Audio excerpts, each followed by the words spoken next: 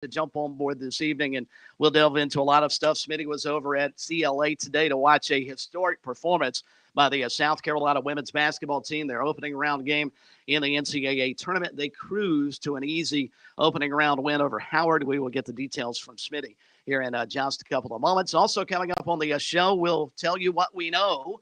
Hasn't changed much since yesterday with regards to the USC men's basketball coaching search. Coastal Carolina actually announcing a change in leadership on the women's basketball side today. So some openings popping up around the state. We'll keep you abreast of the baseball going on. South Carolina at Tennessee this weekend. The Tigers at home against Miami, assuming the weather will allow them to play. We also, of course, will keep you abreast as to what's going on with the NCAA men's basketball tournament. Speaking of which, Brian Ralph would join us top of next hour. Ralphie on round ball. We'll get his thoughts on what we have seen thus far. And was it really the worst loss in Kentucky basketball history last night at St. Peter's? We will get his take on that, as we will also talk some NASCAR. Jeff Owens set to join us in the fast lane. And to round things out, we'll talk some golf as well with the Valspar Championship underway. So we'll catch up with George Bryan III. So plenty to delve into. Love to hear from you again on the South Carolina Education Lottery lucky number at 888-898-2525. Smitty, at what point in time today did you start to question whether Howard would reach double figures? Early. And I made the comment to our colleague Rick Henry, the television sports anchor Rick Henry. I walked by him and said, listen, I'm going to send flowers to the Howard coach from all of us in Columbia. Do you want your name on the card? Because that was tough. But that is, and I also saw some reaction on Twitter. Essentially, it goes like this. I'm tweeting out what's happening at this game, which is my job. And I'm trying not to fill everybody's timeline up because I understand. We all know now South Carolina's going to win, but I'm just throwing things out there every now and then. Leah Boston, she secured her 25th consecutive double-double, et cetera. And, and then you almost get backlash about how bad this game is. But I think if you're there, you understand Howard defeated Incarnate Word, UIW, in the opening round, the first four, which, look, we can get into that debate later. But the fact is, Howard made this trip, won an NCAA tournament game, got to play in a packed arena, the likes of which they rarely would see, took their first chartered flight. All of these things were positives. It was the experience. It's kind of like a bowl game experience for a college football team. And let's not be so jaded that we forget that there is that element to college sports. So it's that thing. I know if you're at your office and you're working and you say, Smitty, will you stop? I don't care that it's 58-12. I don't care. And I get that. But I also want to just remind everyone, if you're in there, you're trying to treat everyone with respect. And yes, in women's college basketball, there's actually a bigger gap between in the 1 and 16 seed. Agreed. Than there is in men's basketball. But everything's going to be fine. Don't worry. South Carolina's got plenty of challenges ahead, starting with Miami on Sunday. That time is yet to be determined. But, Chris, you've seen women's basketball as well at Coastal Carolina and in the NCAA tournament, et cetera. Yes, we have to get through this, but let's just celebrate Howard for what they accomplished, what they did, and then we'll move on. And then, trust me, the sledding will be tough enough for South Carolina coming up. If you're paying attention, there are plenty of good teams on their side of the bracket. There are, and they'll run into one. At least the competition level will step up considerably on Sunday against Miami to beat South Florida. If you miss the scores, Miami 78, South Florida 66 in the opening game, and then South Carolina 79, Howard 21. The Gamecocks held Howard to 4 points in the opening half, which set a record for stinginess in the NCAA women's basketball tournament. But, Smitty, you hit the nail on the head. This is the biggest problem. And this is why a lot of fans, if they want to get involved and enjoy women's basketball, even at this time of year, they have a hard time buying in. because, as you pointed out, the gap between the really, really good teams and everybody else in women's basketball is about as big a cavern as you could possibly imagine. You will rarely see, you'll get an upset or two throughout the first two rounds, don't get me wrong, but you're not going to see the St. Peter's taking down a team like Kentucky on the women's basketball equivalent. You're not going to see what we had a couple of years ago with what was it, Baltimore County knocking out the top seed in Virginia. The talent gap in women's basketball is really to a point. I don't know how you fix the problem because you've got the haves and then a lot of have-nots. I look at the women's field, and there are probably legitimately only about 6 teams that can win a national championship. You look at the men's field, and gosh, I can make an argument, maybe not legitimate argument, going 10, 12, maybe even 14 deep. I think probably if you break it down, and I would have included Kentucky in that group before they lost last night. But I think legitimately you probably only have about 6 or 7 as well. But you get much more competitive games on the men's side because the talent is balanced out more truly through the Power 5 leagues in the mid majors, much more so than it is on the women's side. Yeah, and we've got other stories we want to get to, including South Carolina's Pro Day. Deshaun Watson is a Cleveland Brown, and we'll dig into all those things. 888-898-2525. But your quick reaction, I think the Kentucky loss resonates. Look, it was a 15 beating a 2. And in my mind, Chris, I actually, having watched Kentucky this season, I didn't think they were a national title contender. But everybody can have, their own opinion about that. But the point I was going to bring up is I think that's a loss that really resonates. And it's what we love about March Madness, but at the same time, you wonder, is it what's the overreaction level too as well? Because I know, for instance, Kentucky fans are up in arms. I mean, this is going to happen. I'm just pointing out the difference between the program, Kentucky and St. Peter's. This was not even like Richmond. This was not like a 15 seed that was on our radar that we have seen locally do damage. The St. Peter's Peacocks went out at a time, in an era, where we know, however you feel about it, that Nike and Adidas and Under Armour and AAU have their hands in this, and Kentucky pretty much handpicked this roster they have, still went off and lost to the Peacocks of St. Peter's. I don't know whether that's madness or insanity. What did we see last night?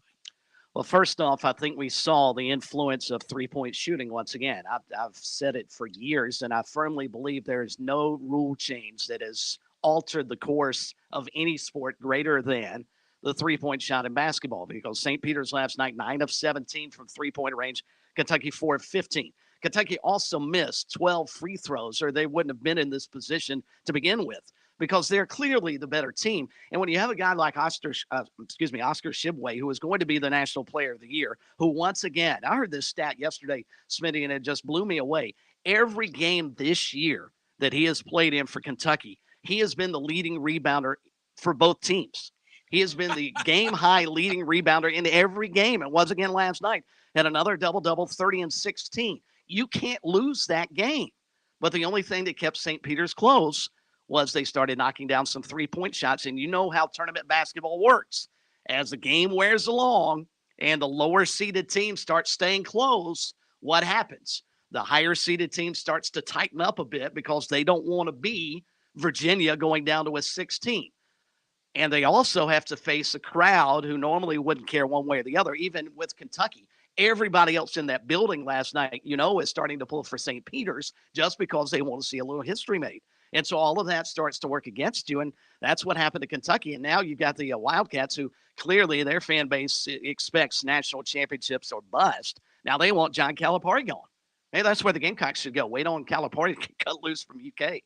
And that's another story. This is Sports Talk. Smitty and Chris Bergen here with you, Pat Daniel as well. 888-898-2525. That is your lucky number, your South Carolina Education Lottery lucky number. Did you know that since 2002, more than $2.2 billion in lottery proceeds have been used to fund life scholarships for the state's college-bound students? Learn more about the South Carolina Education Lottery's impact at scheducationlottery.com/educationwins. Playing for fun is a win for education. Chris, where have we gone now in the past 22 hours on Sean Miller because it seems strange. Sometimes this happens to us. We do a show, and then before you know it, the next show is up, and in that time, so much has happened, and we assume everybody is up to date, but they may not be because everybody is not locked in on Twitter. Everybody is not spending their life on the subscription sites with who might have been cited in town. So in the last 22 hours, where have we gone with Sean Miller? And do you feel that it's still a foregone conclusion that he will be the next head coach at South Carolina, as it seems the rumor mill has led us to believe now? To answer your question, the last one, no, I don't think it is a foregone conclusion. I think it's a high probability. And quite frankly, everyone, I think, with the exception of Pat, was seen last night at Hall's Chop House in Columbia. And I don't, maybe Pat went over there too, because the rumors were just flying over social media. And in case you missed it, there were reports out last night. They have been retracted. Gamecock Central reporting that they confirmed that Sean Miller was in Columbia having dinner at Hall's Chop House, fancy steakhouse in downtown Columbia, which you guys are certainly familiar. But evidently that was not true. And whether or not Sean Miller was actually in Columbia is up for debate. I actually saw another story last night as well, Smitty, that he was in Cincinnati eating Skyline chili. Of course, that's what the Xavier folks want you to believe. But I think what has happened because of the amount of focus that has been placed on Sean Miller, I think if you had asked Gamecock fans on Monday nights, who would you like to see replace Frank Martin? If you had your pick of coaches, who would you like to see replace Frank Martin? I can't imagine anyone would have thought off the top of their head, hey, Sean Miller's been out of coaching for a year. He was involved in that FBI sting of college basketball. But when he was coaching at both Xavier and at Arizona, he was really, really good. His team only missed the tournament one time, or actually twice during his tenure. And so he's a guy I think you'd love to see. But I don't know that anybody thought of Sean Miller up until these rumors started surfacing and then all those reports yesterday. And then you throw everything into high gear. What we do know, and this I don't think has changed since yesterday, USC was scheduled to, and I believe they probably have at this point in time, interview Bob Ritchie, the head men's basketball coach at Furman. BJ Mackey, another name, and I would imagine by now he's probably at least been spoken with. Now, whether or not he got a formal interview, I'm not sure. The assistant coach at Wake Forest, and of course, the all-time leading scorer at USC, which I think a lot of people would love to see him come home in some capacity, if it's not head men's basketball coach, maybe as an assistant coach. And then the numbers come out about Sean Miller. Of course, on Monday, Phil was talking who Kornblut wants is Greg Marshall. I think we can probably kick the can down the road on that. I don't believe that is happening, but Smitty, I think that if the old saying of where there's smoke, there's fire, there's at least some smoldering embers with regards to Sean Miller. I did not anticipate anything happening, even if he had signed the contract last night at Skyline Chili, Hall's Chop House, or in the basement at Ray Tanner's house. I didn't anticipate them doing anything, announcing anything today, because they did not want to take any of the focus away from the women's basketball team and opening up the NCAA tournament. Now, what I could see happening is something perhaps coming out tomorrow. You make the announcement, formal press conference set for Monday, and then you dodge having to deal with interrupting what is going on with USC women's basketball as they get ready for their round of 32 game on Sunday with Miami. So I think there's an opening there tomorrow. If not, it will clearly go into the first part of next week. And I think at that time you'll see things really start to ramp up. Rumors aside, I think you'll really start to see things ramp up because Ray Tanner probably wants to get this done by the middle of next week, I would think. All right, well, let's use that phone line. This is all fascinating to me, and I'll say this for Corn. Scandal does not scare Corn. Scandal doesn't bother him at all. Greg Marshall, Sean Miller, FBI, who cares? What's the difference?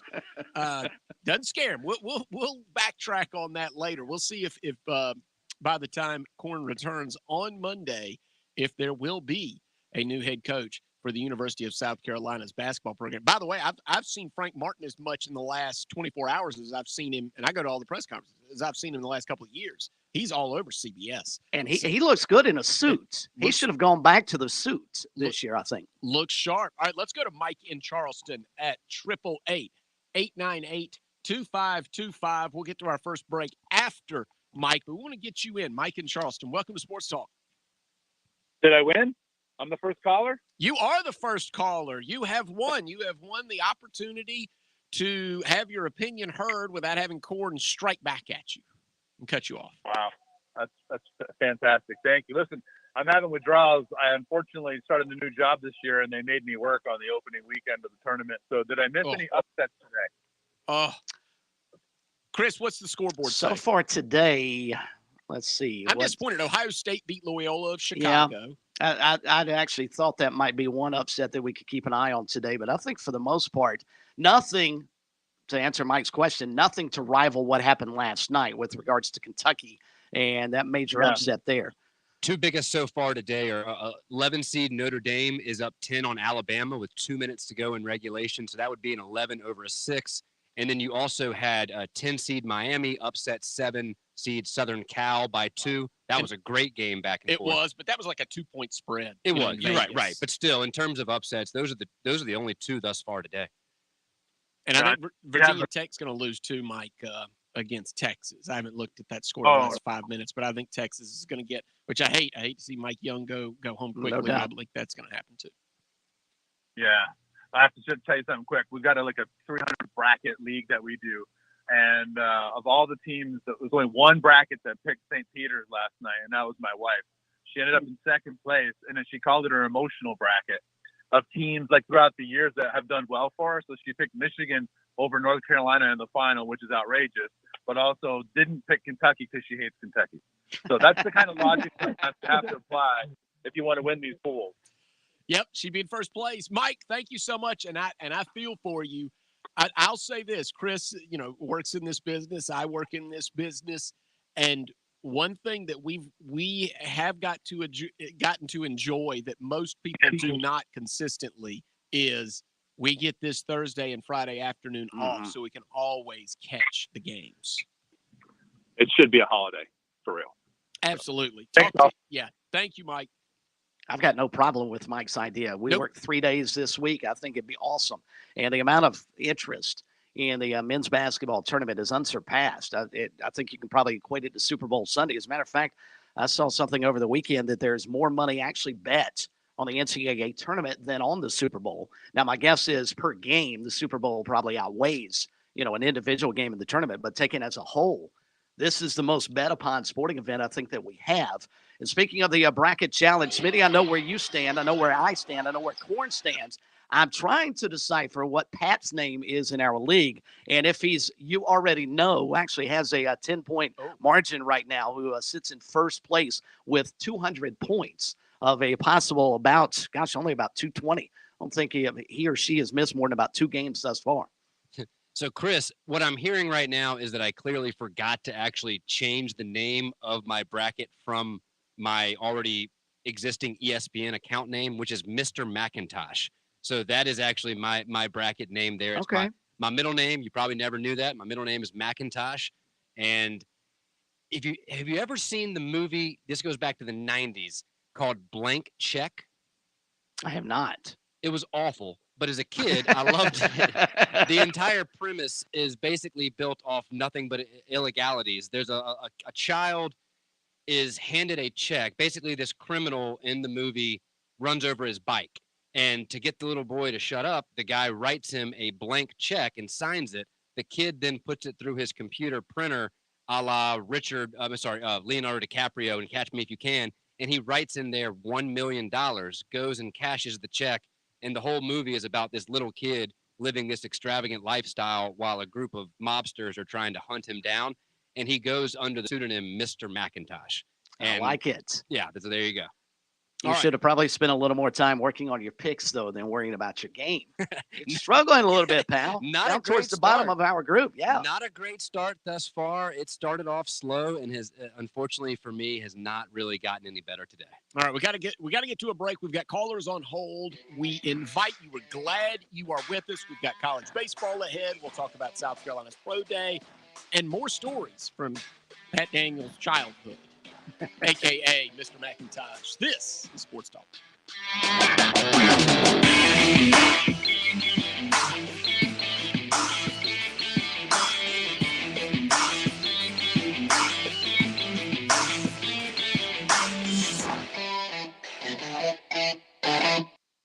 I learned that people are just looking for somebody to listen to them.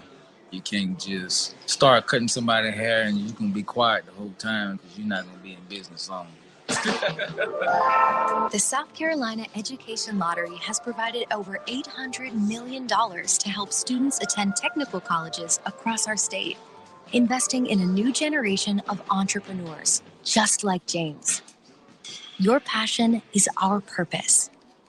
Sports fans, are you in it to win it? Join South Carolina's fight against COVID-19 by getting your vaccine today. Vaccines are safe and will help stabilize school operations by bringing us back together safely. The CDC recommends everyone 5 years and older get vaccinated. Visit scdhec.gov/VaxLocator or call 866-365-8110 to find a vaccination station near you.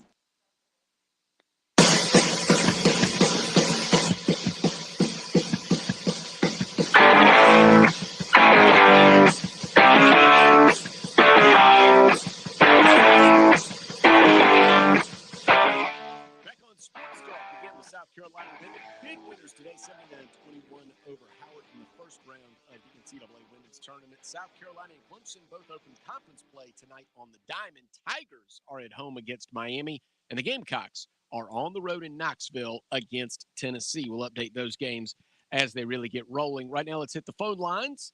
Andy in Columbia. Andy, you've only got a couple of minutes, but they're all yours. Always glad to have you on when corn is vacant. As I say, KFF, Corn-Free Friday. Yeah. Everybody enjoy. Happy KFF, okay. Andy. Now, question. I don't, for you, Smitty, was the big girl Cardoza, did she not play today? Cardoza for Howard. No, for South Carolina. For South Carolina.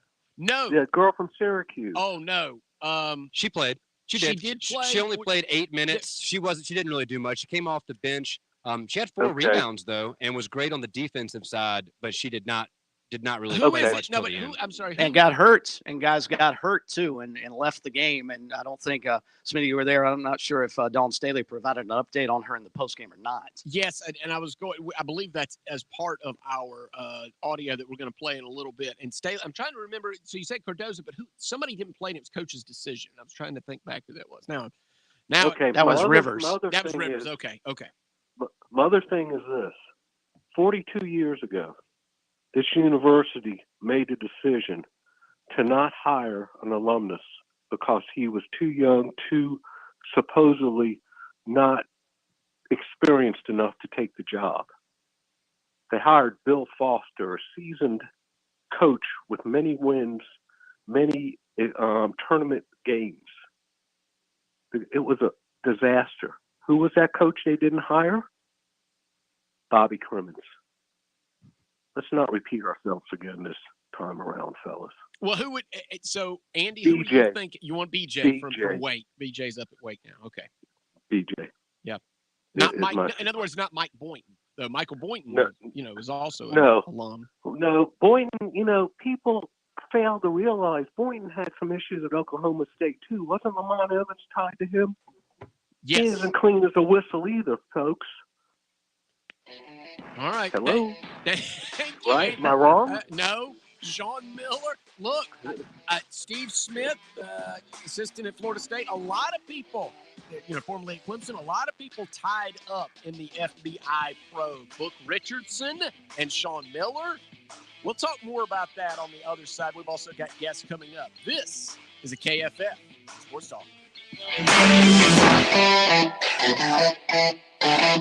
On Point Weather is made possible by our friends at Palmetto Citizens Federal Credit Union on 107 The Point. And here's your weekend forecast. Nasty tonight with heavy rain, gusty winds, and even a chance for some hail, below dipping to 63. Tomorrow, we start with rain in the morning and more wind. We'll clear out for the fun and 5 points for St. Patrick's Day and have a high of 78. Cooler but beautiful for Sunday with sunny skies and a high of 70. Have a great weekend. I'm Brian Leonard with your On Point local weather. Parents ask, what's the best way to save for college? I'm State Treasurer Curtis Loftus, and my answer is always open a Future Scholar 529 college savings account. It's easy. You can get started online with any amount. It's flexible to adapt to your child's college dreams, and you can deduct 100% of your contributions from the South Carolina state tax return. So what are you waiting for? Go to futurescholar.com and see why it's the smart, easy way to save for college. futurescholar.com. With SRN News, I'm Keith Peters reporting Ukraine's interior minister says it will take years to defuse unexploded ordnances after the Russian invasion. Speaking to the Associated Press in Kiev on Friday, the minister says the country will need Western assistance to cope with a massive task once the war is over. In addition to the unexploded Russian ordnances, the Ukrainian troops have also planted landmines at bridges, airports, and other key infrastructure to prevent Russians from using them. He says another top challenge is dealing with fires caused by the relentless Russian barrages. He says there's a desperate shortage of personnel and equipment to deal with the fires. On Wall Street, the Dow by 273 points, the Nasdaq rose 279, the S&P 500 advanced 51, oil up $1.72 to close at 104.70 a barrel. This is SRN News. When it comes to firearms, ammunition, and accessories, some things are changing. Well, fortunately, some things haven't changed a bit. I'm talking all about Shooter's Choice in West Columbia. What has never and will never change is the customer service. Top-notch with the staff that has decades of experience in the firearms industry. This staff actually hunts and shoots regularly. For over 30 years, Shooter's Choice has never lost that hometown feel and never felt like shopping at some big box store. What has changed? Well, technology. If you'd rather spend your money on firearms than gas, go online to shooterschoicesc.com and check out a great website that's easy to navigate 24/7. Be the first to get items as they are received at the store. Be the first to get that newest production model ordered before it even enters the retail store. Come pick it up at your convenience. Sign up for notifications of new products and special inventory. It's all at shooterschoicesc.com. So come on in and see the team at Shooter's Choice, 944 Sunset Boulevard, or visit online. Either way, you'll see what I'm talking about. Make your first choice, your best choice. Make it Shooter's Choice. Balance of Nature's fruits and vegetables in a capsule, changing the world one life at a time. A year ago, I literally thought I was dying. I mean, I'd get up in the morning and I was exhausted when I got up. I started taking this in August, I believe it was, and the energy level, I mean, literally the energy level. It's one of those things where I noticed that I'm getting more energy, and I'm 67 years old. But compared to what I was a year ago, I'm doing a lot better. Get a wide variety of all your daily recommended servings of whole fruits and vegetables without having to leave your home. Right now, Balance of Nature is offering free shipping and 35% off on any new preferred order. Call 800-2468-751. That's 800-2468-751. Or by going to balanceofnature.com and make sure to receive this special radio offer by using discount code BALANCE.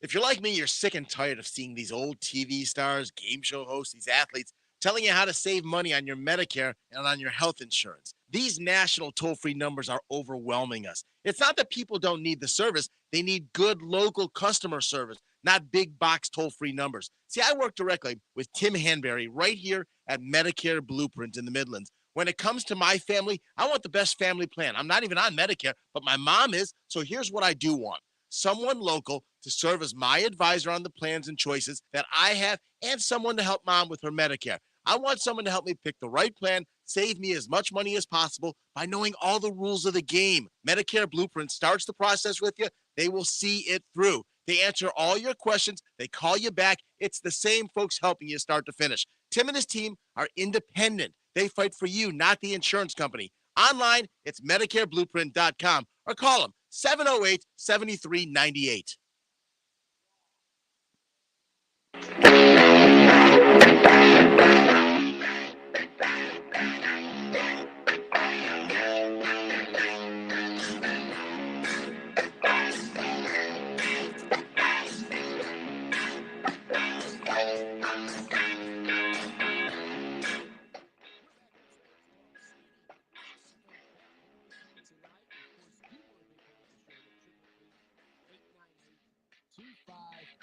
Chris is not a big part of the show because if you're watching us on our YouTube stream, our Sports Talk YouTube stream, I'm sorry. Chris is watching the game.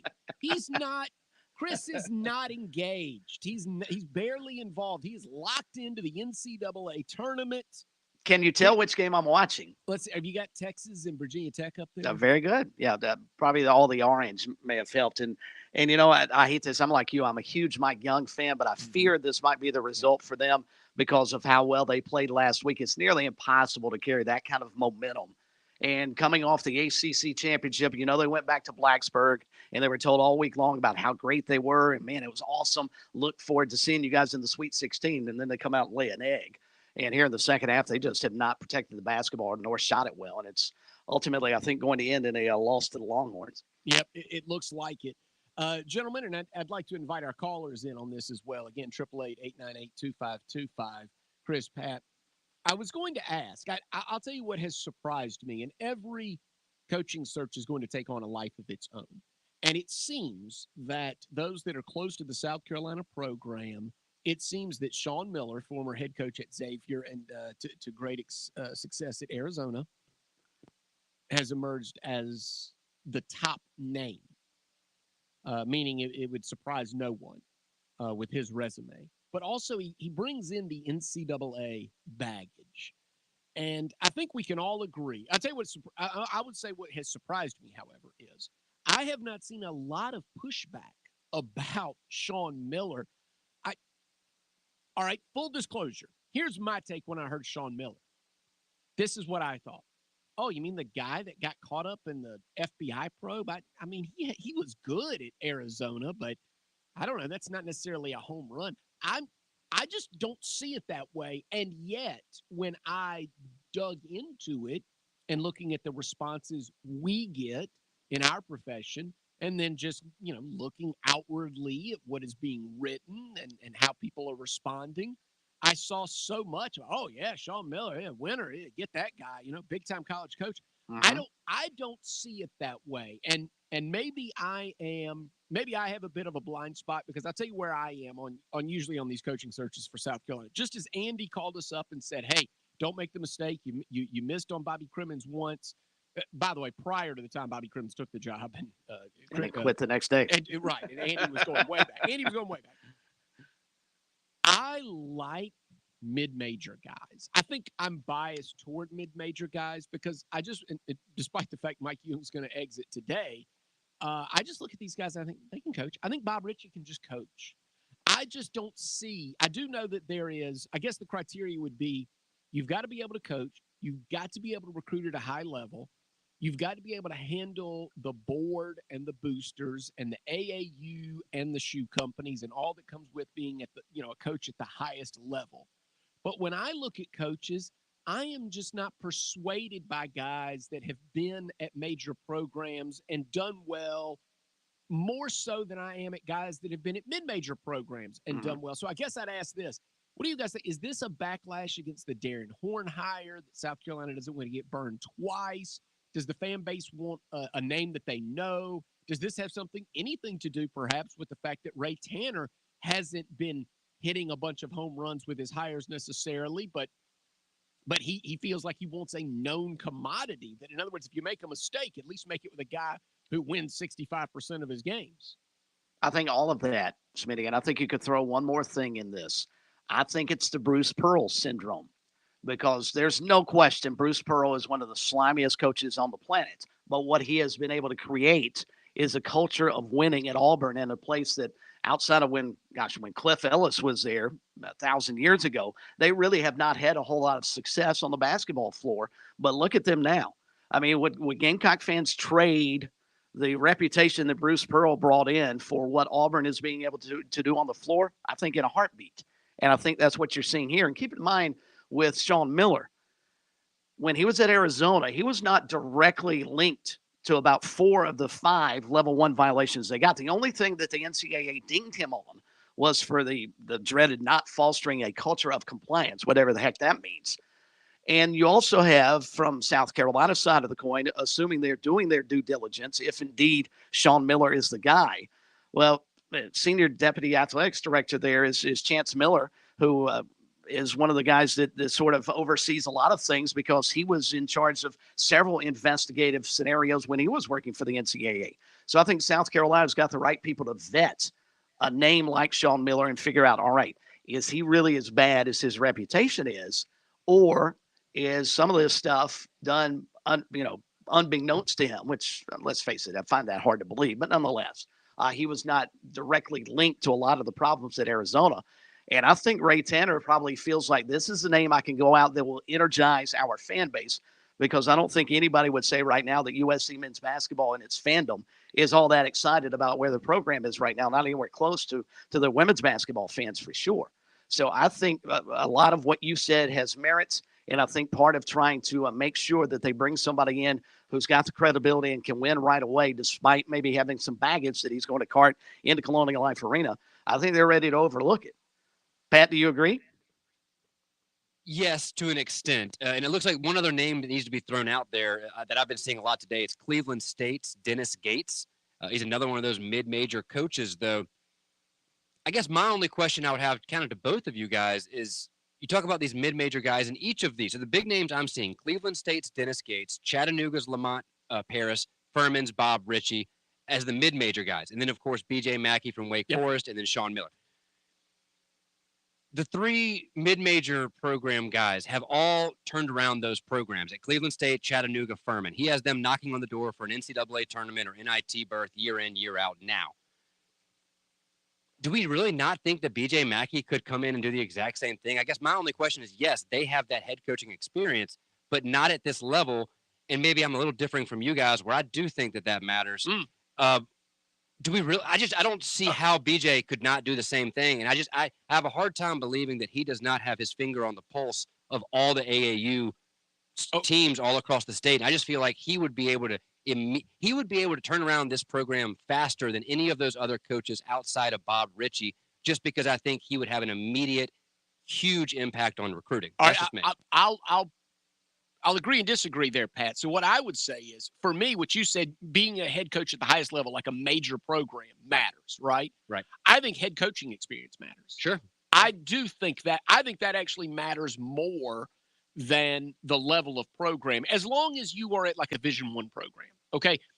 Corn had put Greg Marshall's name out there. Greg Marshall was at Wichita State. Wichita State is not in a major conference, but I think Greg Marshall would not be overwhelmed by what he saw in the SEC or ACC because it's such a basketball school. I think Sean Miller was ready to go to Arizona after Xavier. I think Xavier's such a basketball school. You get it. Oh, yeah, I get it. What I think matters, and I think I see some writers talking themselves into this. Sean Miller was an assistant coach under Herb Sendek at NC State. And somehow that has been kind of like almost, I think they're really fudging to say that somehow that means he has experience recruiting this area. I've visited North Carolina many, many, many times, been in a lot of the gyms up there. That sport is treated differently in the state of North Carolina and the state of South Carolina. That reminds me a little bit of Dave Odom, who was the head coach at Wake Forest. And Chris, what do you think? To me, I think what Pat is saying, B.J. Mackey, or whether it's Mike Boynton, or whether it's Bob Ritchie or Pat Kelsey out of College of Charleston, whatever coach, I think actually the element that's missing here is a coach that comes in with ready-made relationships with high school coaches and AAU programs in this state, which most of the names being thrown out there do not have, and they wouldn't be rebuilding those connections.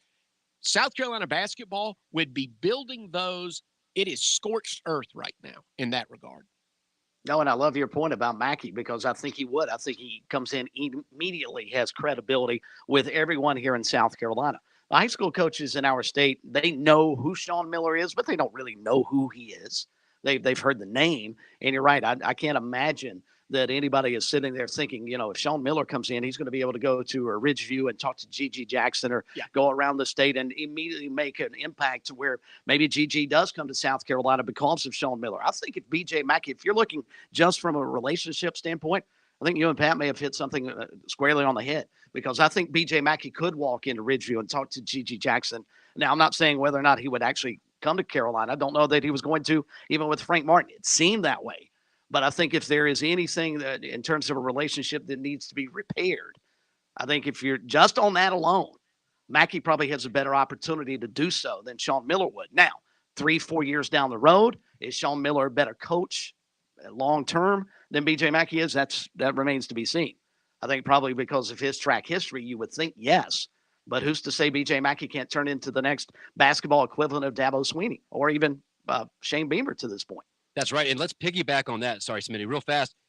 Let's go back to his former teammates, his running mates back in those 97, 98 tremendous Gamecock squads. You have BJ Mackey. Well, Larry Davis and Melvin Watson are both coming off state championships, I believe. Larry Davis down at York High and Melvin Watson at South Point. I believe they both won state championships this year. Correct me if I'm wrong. Either way, they're both very successful, young, hungry coaches here in South Carolina high school basketball. Hard to imagine they would not be able to help with recruiting as well. Could be. We'll get back to the phone lines now. I would say the thing there are unknowns around BJ Mackey, who is an assistant, doesn't have the head coaching experience. There are other names that are out there that have ties to the state or don't have ties to the state. Sean Miller can coach. He's proven no that doubt. Now at 2 stops. I would only say I am also convinced. I was convinced Mike Young could coach before he went to Virginia Tech, and I think that's played out. And I'm convinced 100% Bob Ritchie at Furman can coach. So I would just not, to me, I'm not telling, look, Ray Tanner's in the room. He's going to meet with these coaches. He has his own list of criteria. I would only say just because Bob Ritchie hasn't been in a big-time program, in my mind, I would not dismiss him on that alone. But Ray Tanner may be looking for something different. Corn certainly was, because he keeps throwing Greg Marshall's name out there. All right, let's go to the phone lines. 888-898-2525. Ryan in Columbia is with us. Hey, Ryan. Hey, how's it going, fellas? Good, buddy. How are you?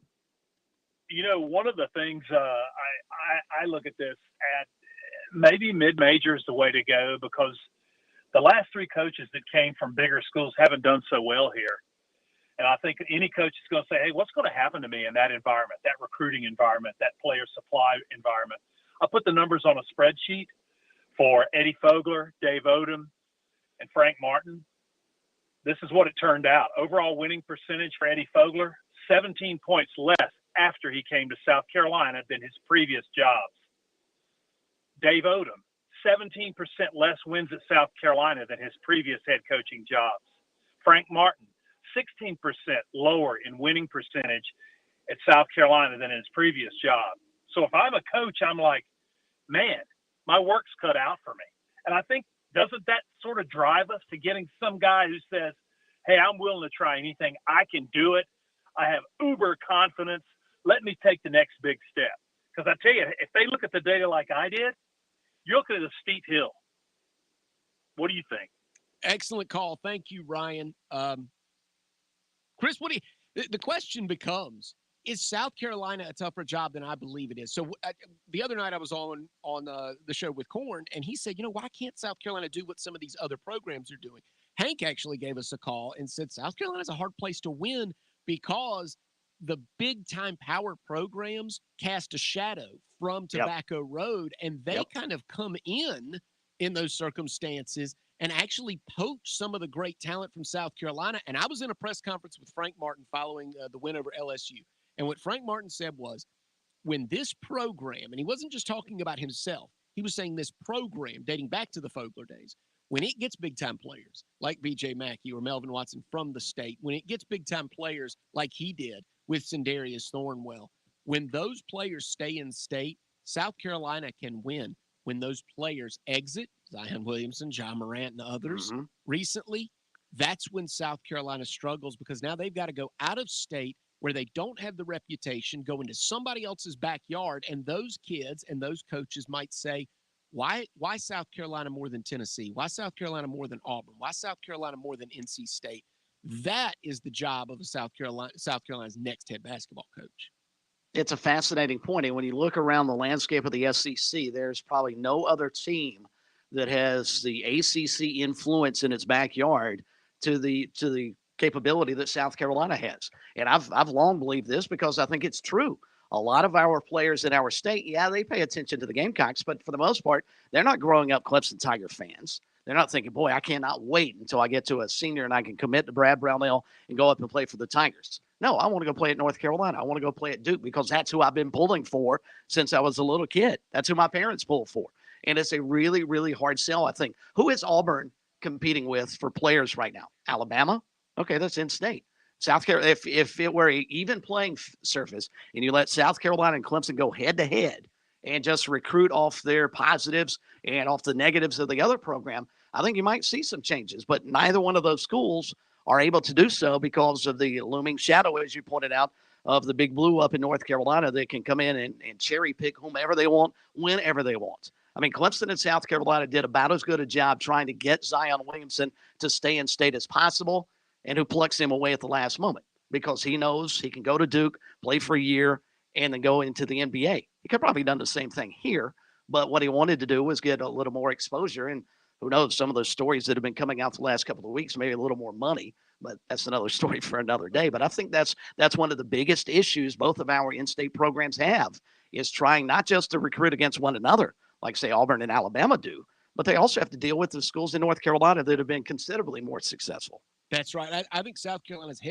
next head coach, it's a Rubik's Cube. If you move the red to match the red, now all of a sudden the white and the blue moves from one side to the other. You have to develop relationships with high school coaches while maintaining relationships among the AAU and have good relationships with those the driving forces in recruiting, which, yes, shoe companies do have something to do with. You have to build your brand as all of that is happening. You have to develop players, something that good coaches may overlook at times. You have to get players in that are, what, for lack of a better term, a 2-star athlete and turn them into a 4-star player at the SEC level. Try to learn on the job. So all of that is going on. Let's take a quick call. Hank in Columbia is with us. 888-898-2525. Hank, I know you keep a close eye on this program. What are your thoughts when you hear these names bandied about for the next head coaching position? Well, when you hear them, you got to look at it from both sides. I mean, I understand the deduction of logic to say, hey, you go to a mid-major guy and get him to come in, he's hungry and all that. But then, just like you talk about old experienced coaches that have come in, I mean, we've had 2 experiences with the mid-major guys that went terribly wrong. With Steve Newton and Darren Horn. And Steve Newton came in, was kind of really over his head. And when Darren Horn came here, he actually thought that the caliber athlete that he was recruiting at North Dakota, or wherever he was, would work in the SEC. And it turned into quickly a laugher. Now, it's not saying that no mid-major guy could come in here, but you got to get the right one. One thing I would say about this, the high school coaches in this state and the AAU coaches, just because I know a lot of them, they're very aware of Sean Miller. And it's not to say I'm promoting Sean Miller, because I'm not, but they are very, very aware of him, and he knows him and has little contacts, only because the night Peach Jam that's the biggest Nike AAU circuit thing, is always played an hour away from Columbia here in Augusta. And at that time, if you ever go down there for one of those weeks, that you can see everybody from Krzyzewski to Calipari to every coach, Bill Self, every coach in America of the Power Blue Blood program, you can see down there. And all of the coaches and the AAU programs down here, they have a congruent program tournament going on at USC Aiken at the same time. And so he's had a lot of time down here. The coaches would know him. I don't think that he's going to be as unknown as you think. On the Bob Ritchie thing, I think the biggest thing for him would be, if you look at the Cleveland State guy, the thing that makes him so much more an interesting topic from the mid-major is that he spent so many years sitting next to Leonard Hamilton recruiting big-time talent. And the biggest thing you'll probably hold against Bob Ritchie is that he's been at Furman all that time, and he hadn't been in the scenario, like a B.J. Mackey or B.J. Mackey's just getting in that scenario, but like a Gates, where you're going in and you're actually trying to get these guys that would be difference makers in the Power 5 conference. Guy from Cleveland, he's at Cleveland State getting head coaching experience, but he was the main securer of all that talent that Hamilton's had over the years. So, those are the kind of things that you're going to have to look at, because you just can't grab any mid-major and they come in and think, oh, this guy's work, he worked here, he'll work there. It was good for Mike Young, but more often than not, when you see a mid-major go in and try to bring in that type of talent, your program's always looking like it's out talent. No, you're right. And Hank, thank you very much. Thank you for the call. Always good to chat with you. Here's another thing that we do, and we'll get to recruiting here in just a moment. One thing we do, however, is we paint with broad brushes. I mean, listen to us, mid-major guys. Mm-hmm. And Hank just made the point, Chris. A guy that like Dennis Gates, who's recruiting at Florida State against other ACC programs and then gets a job at Cleveland State, is not like somebody that might like Mike Young, who never had a job at the highest level. But then the fact is, he cut his teeth at Wofford under Richard Johnson, and then takes the head job, and he's there all those years, but becomes a great coach. And one thing I want to draw a distinction between, and Hank just brought up Darren Horn, who was at Western Kentucky previously. Darren Horn was a baby in terms of his head coaching experience when South Carolina jumped on him. He was a hot name. He'd been to one NCAA tournament, and in that tournament, he made the Sweet 16. What you have just heard me say is the entirety of his resume.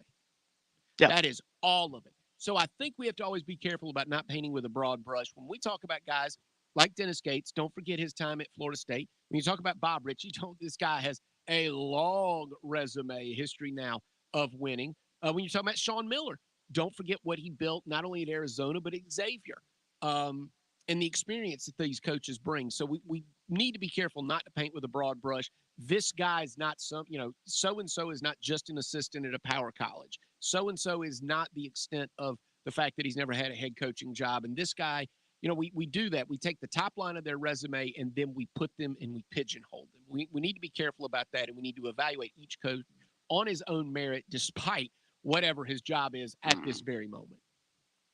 All right, quick baseball update, and then we'll get to some recruiting notes. Top of the fourth up at Clemson. Tigers trailing Miami 4-0. As a matter of fact, Tigers being no hit through 3 innings of play. Meantime, in Knoxville, top of the second inning, Tennessee has an early 1-0 lead on South Carolina. Full coverage up on our website after the ball games at SportsTalkSC.com. Quick notes from recruiting. I've got them. I know you want them. Brought to you by our good friends at Seawells. Seawells closed today, but Pat, they're back at it on Monday, correct?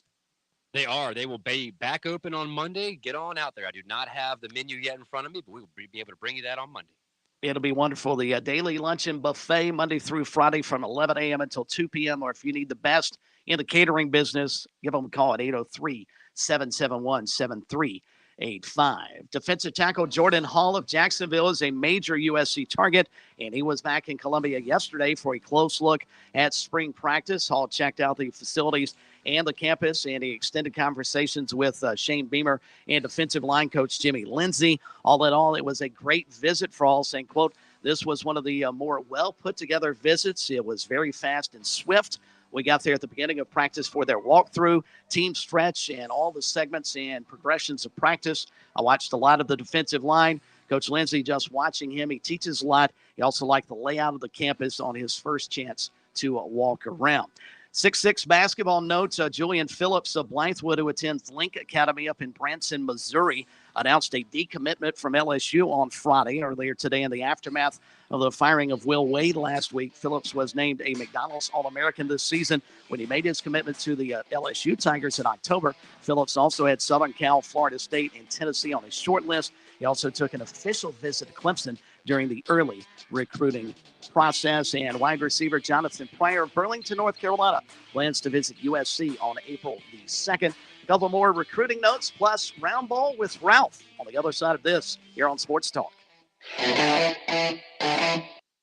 By the way, before we do what's supposed to happen here, thank you for pushing the button. I thank you. Programming thanks you. America thanks you. WQXL Columbia, W264DF. From the Bart Fireside Studio, the solution for keeping you warm this winter. This is 107 The Point. News this hour from townhall.com. I'm Keith Peters reporting. Facing stiff resistance in Ukraine and with crippling economic sanctions at home, Russian President Vladimir Putin is using language reminiscent of Joseph Stalin during his infamous trials of the 1930s.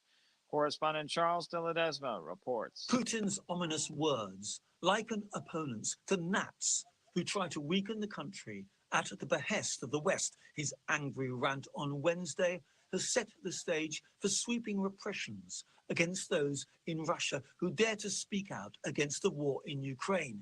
It appears to reflect Putin's frustration about the slow pace of the Russian offensive in Ukraine and the swiftly mounting economic pressures. Russia's been battered by Western sanctions that have cut the government's access to about half of the hard currency reserves it has. I'm Charles de Ledesma. President Biden's approval rating could use some improvement. Bernie Bennett has more. The Rasmussen Report's daily presidential tracking poll shows that 38% of likely U.S. voters approve of President Biden's job performance. 60% disapprove. The latest figures include 20% who strongly approve of the job Mr. Biden is doing and 50% who strongly disapprove. That gives him a presidential approval index rating of -30. At this point in his presidency, Donald Trump had an approval rating of 47%, 9% higher than Mr. Biden. Bernie Bennett reporting. Face-to-face by video, President Biden has laid out to China's Xi Jinping the consequences China would face if it provides military or economic assistance for Russia's invasion of Ukraine. But he did not appear to receive any kind of assurances from Beijing on the matter. On Wall Street, the Dow by 273 points, the Nasdaq rose 279, the S&P advanced 51, oil up to 104.70 a barrel. More on these stories at townhall.com. I'm getting vaccinated with Prevnar 20. So am I, because I'm at risk for pneumococcal pneumonia. I'm asking about Prevnar 20 because there's a chance pneumococcal pneumonia could put me in the hospital. Age 65 or older, you may be at increased risk for pneumococcal pneumonia. Ask your doctor or pharmacist about getting vaccinated with Prevnar 20, pneumococcal 20-valent conjugate vaccine, a Pfizer vaccine that can help protect against pneumococcal pneumonia in just one dose. Prevnar 20 is approved for adults to help prevent infections from 20 strains of the bacteria that cause pneumococcal pneumonia. Continued approval may depend on a supportive study. Don't get Prevnar 20 if you've had a severe allergic reaction to the vaccine or its ingredients. Adults with weakened immune systems may have a lower response to the vaccine. The most commonly reported side effect was pain at the injection site. For additional common side effects and full prescribing information, please call 1-855-213-2138 or visit Prevnar20.com. I want to be able to keep my plans. So I'm asking my doctor about getting vaccinated with Prevnar 20. Increasing prices and rising mortgage rates result in a decrease in home sales. Sales of existing homes dropped 7% in February from January. The National Association of Realtors says sales declined 2.4% from February of last year, as the median home price jumped 15% from last year at this time to $357,000. Home prices are surging as potential buyers compete for relatively few homes available. And according to mortgage buyer Freddie Mac, the average rate for the benchmark 30-year mortgage rose above 4% this week for the first time since May 2019. I'm Mike Hempen. A federal labor board says a second Amazon warehouse in the New York City borough of Staten Island will have a union election in April. In-person voting will be held at the facility. News and analysis at townhall.com. I'm Keith Peters reporting. On Point Weather is made possible by our friends at Palmetto Citizens Federal Credit Union on 107 The Point. And here's your weekend forecast. Nasty tonight with heavy rain, gusty winds, and even a chance for some hail, the low dipping to 63. Tomorrow, we start with rain in the morning and more wind. We'll clear out for the fun and 5 points for St. Patrick's Day and have a high of 78. Cooler but beautiful for Sunday with sunny skies and a high of 70. Have a great weekend. I'm Brian Leonard with your On Point local weather. WQXL Columbia, W264DF. From the Bart Fireside Studio, the solution for keeping you warm this winter. This is 107 The Point. Ooh, you shouldn't have pressed that button. Oh. Now you get this.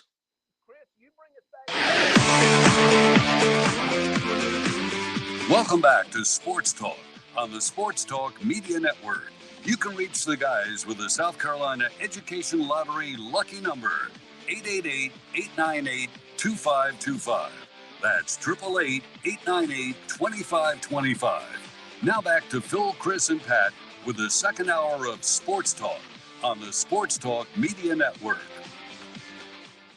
And back we are here on Sports Talk Media Network on what did Andy say earlier, Smitty? A corn-free Friday? Yep. A KFF here on the program. Phil on vacation for the weekend, so he's left the children in charge. Chris Bergen here in Florence. Meantime, back in Columbia, Pat Daniel and also Matt Smith taking care of things and awaiting your phone calls as well.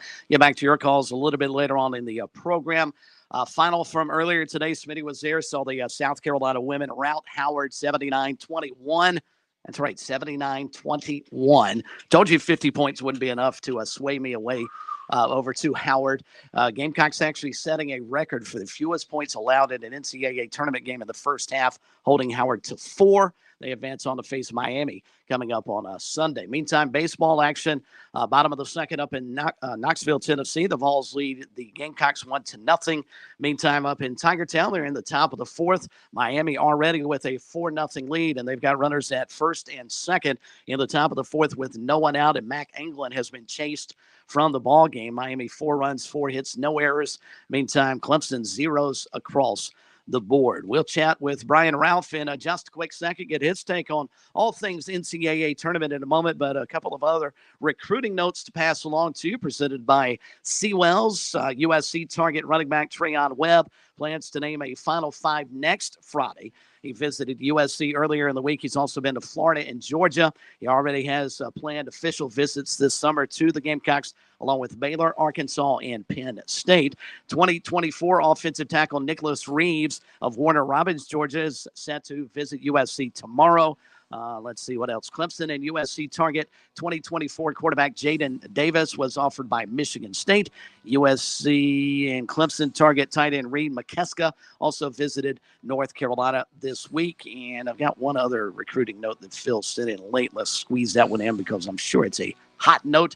Northwestern wide receiver Elijah Caldwell has been offered by Duke, and that is recruiting here on Sports Talk, presented by the wonderful folks over at Seawells, where you can sample the best daily luncheon buffet you can possibly imagine, 11 until 2, Monday through Friday at Seawells on Rosewood Drive.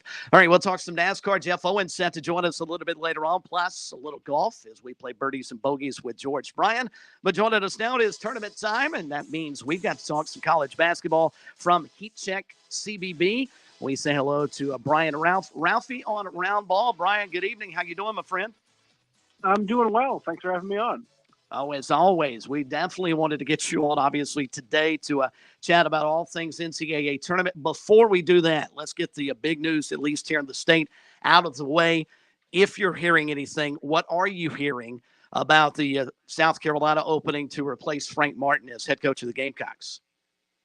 I think things are a lot less certain than at least we were thinking they were this time yesterday. I know this time yesterday it was pretty much a done deal, Sean Miller to South Carolina. That may still very well happen. I know Xavier's been pursuing him very, very hard as well. So nothing for sure. No new candidate has suddenly come up and thrown their hat into the ring or made a real surge, at least that I know of. But if it is indeed going to be Sean Miller, I think it might be something where he's just taking his time making this decision. Good hire if the Gamecocks go that route, or does he bring, in your opinion, too much baggage to the table that you may want to shy away from him? So I personally would shy away from the baggage, and I'm also not sure if the on-court coaching would make up for the baggage that he comes with. His tenure at Arizona, I think, can be split into two halves. The first half was full of second weekend NCAA tournament runs, Pac-12 titles. Like, that's the Sean Miller I think a lot of both South Carolina and Xavier fans are hoping that they get. For the second half of his tenure, yes, a part of it was marred with the FBI investigation stuff, but it seemed to affect the Arizona program way more than any of the other schools that were in there. And a lot of that was because of, I think, some poor coaching decisions and coaching seasons that Sean Miller had. They underachieved really each of his last 4, 5, 6 years. And I'll point to the Arizona team this year, 31-3, obviously got the number 2 overall seed in the NCAA tournament. This was the same group that they had last year, essentially. And while they were good, they were not an NCAA tournament team. They self-imposed a postseason ban, but they weren't going to make it anyway. And I understand that there was some off-season development that a lot of those guys had, but they went from a bubble team to perhaps the best team in the country. That's not something that happens overnight. We don't see those jumps happen. So I think it's safe to say that he did underperform the last part of his tenure at Arizona. So I'm not as on board with this as I think a lot of South Carolina fans would be, but there are certainly worse directions you could go in. Brian, I'd like to help us, if you would, wrap our heads around this particular topic, which is relationships on the highest AAU circuits in terms of the ability to build those relationships and attract top recruits. Obviously, when John Calipari went to Kentucky, that's the perfect marriage. We're talking about this the day after he's upset by St. Peter's, but that's the perfect marriage of coach and program in terms of just a recruiting powerhouse. That really worked. Sean Miller was an assistant at NC State, but specifically, would he just drop into South Carolina and recruit the top tier talent that he was attracting at Arizona? Or does the fact that South Carolina is not a brand name, is not a power, would it really hinder him there? And we'd have to start from scratch and kind of go grassroots and build it the way Frank Martin was trying to do? I think you would see a spike because Sean Miller is a name that is known nationally, and that would immediately pique interest, at least in the first year or two, recruiting classes of the next 2 years. The fact that he's a no-name guy who's had success, guy who has sent multiple players to the NBA, multiple lottery picks. Like, that's something that is appealing and automatically draws a recruit's interest. I also feel like Sean Miller, in the situation of South Carolina were to hire him, would work in with Under Armour, I'm sure, and this is unfortunately what got him in trouble with Nike. But it's the matter of fact is shoe companies still run and have a lot of control and power in these recruiting circles. Under Armour does not have, I guess you could put Auburn up there now, but Auburn doesn't have a real basketball hotbed or school that they tend to funnel some of the athletes to. So I think Sean Miller could work his way into the top end of the Under Armour ring, and that's the way to do it. And just like anywhere else, if you win, it makes you more attractive. So if he can capitalize on some of the early momentum he would have by being that high-profile name that came in, then I think it could be something that's set up for long-standing success. But it will just be capitalizing on that peak of interest that first year or two and getting the snowball rolling from there. You know, the last time we were all talking with you, Brian, North Carolina was coming off a victory over a big victory over Duke. Then they lose in the ACC tournament to Mike Young and Virginia Tech. Now they pick up a big-time win over Marquette. They just throttle the Eagles right out of the tournament. Baylor's up next. Is North Carolina a real threat? We know they're talented. Are they a threat, or was that just a kind of another spike in North Carolina, and it was really more about Marquette not playing well? At their best, UNC is a threat. The problem with UNC all year long is that we have not seen their best more than one game at a time, right? You point to that Duke game, and then even what they showed against Virginia in their first game in the ACC tournament, that looked like a real threat. And then they went and fell flat on their face and got blown out by Virginia Tech. Virginia Tech team that was hot making that run, certainly, but fell flat nonetheless. And we have seen this team play flat after some really good performances during the season as well. The consistency just isn't there. I'll throw this stat out to you as well. There have been 13 times in NCAA tournament history in which there was a first-round matchup in an 8-9 game where the winning team won by at least 20 points. UNC was the 13th team. 11 of those prior teams lost in the second round. It's just not something that's sustainable when you go up against now one of the better teams in the country in Baylor. I think UNC has the talent and the capability to go blow for blow with Baylor, absolutely. I just don't trust them to do it because we haven't seen them do it consistently this year. Brian, we almost made it through the entire first day of the tournament before people started throwing their brackets in the trash. And then St. Peter's steps up and beats Kentucky in overtime and changes the landscape of the tournament. Clearly, that says a lot about how good a team St. Peter's can be. But I would think it says much, much more about Kentucky outside of Oscar Tshiebwe just not showing up. And I've seen Kentucky folks talk about this being their worst loss in history. I mean, is that hyperbole, or how bad a loss was that for Kentucky last night? The worst loss in Kentucky history may have been the 2013, I think it was 2013 loss in the NIT, in the first round of the NIT to Robert Morris. I would throw that up there. But this is certainly in the conversation. And I do think it has a lot to do with Kentucky looking past St. Peter's. And it's fairly easy to do when you're a team like Kentucky and you're playing a tiny school without really any history like St. Peter's. But it really showed up during the game. Kentucky is an excellent rebounding team. Sheboy is obviously the main cog in that, but have been one of the nation's best rebounding teams all season. They out-rebounded a much smaller, much less athletic St. Peter's team only by one, and that's usually a major advantage for Kentucky. They shot the ball incredibly poorly, and they didn't play good defense at all. They didn't seem motivated, didn't seem to really communicate anything, kept giving St. Peter's whatever open looks they wanted. And St. Peter's coach Shaheen Holloway deserves a lot of credit because he drew up some really, really good sets, and they ran some really excellent offense. But Kentucky just was not playing motivated on that end at all. Gave up a ton of open looks. I do think it was a matter of them just looking past them and not bringing their A or even B game. Brian, we'll let you go on this. You told us before the tournament began, Gonzaga clearly the best team in the country. You had them as a solid number one. Who's their biggest threat? I think the biggest threat might be whoever comes out of the South region, whether that's Arizona or Tennessee. The way Tennessee has been playing recently has been incredible. They've won 13 of the last 14 games. Around that time, they made a lineup switch, played more three-guard lineups, and that has really unlocked their offense on top of having a top three defense nationally. We saw them roll through the SEC tournament. It looks like they kept that up the first round of the NCAA tournament. And then Arizona has been, I think, the second best team in the country for most of the season, the way they've been rolling.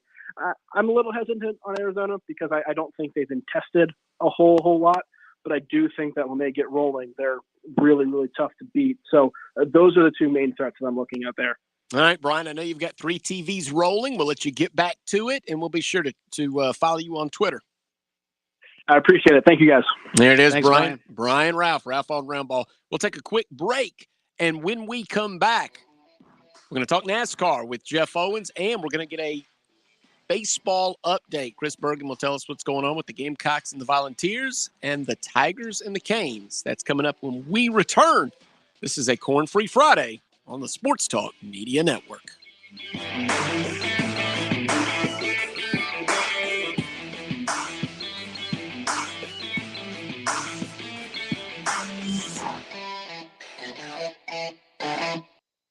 I'm attorney Jim Corbett. I love sports, and I've helped people for over 30 years. Contact me at jim@jimcorbettattorney.com when the insurance company won't pay your claim or you have complicated issues. Some other business causes your business to lose money, jim@jimcorbettattorney.com. When you lose a relative and find out you got cut out of a will or don't get what was promised. When you have serious injury, like from a wreck or mishap or on the job, jim@jimcorbettattorney.com. It's almost time for the Palmetto Sportsman's Classic. I know we're excited. Me too. I'm going for all the awesome camping gear. Not to mention they have everything I need to get out on the river. I'm looking forward to it. I can always find what I need for my outdoor adventures.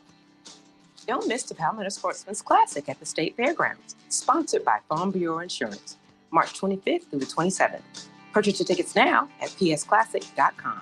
See you at the Classic. Stay tuned. More Sports Talk is coming up on the Sports Talk Media Network. Life, it has its ups and downs. Sometimes it's little things like hitting every red light or dropping your cell phone. Maybe it's the bills, rent, or pressure at work.